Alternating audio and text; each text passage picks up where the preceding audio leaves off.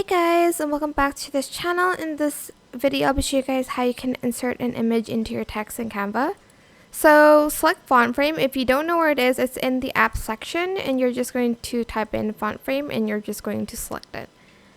I'm going to just use this image here. Go to font frame, select the image and then select use selected image.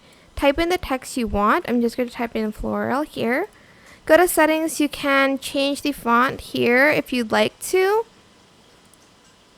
Let's see. And for instance, you don't want to add an outline, you can delete that. You can also just do letter spacing here and the line spacing. Add to design. Let's just close that. And that's it. Super simple. I hope this tutorial was helpful for you guys. Don't forget to like, comment, share. Also subscribe to this channel if you haven't done that already. If you have any more questions, just leave it in the comment section down below.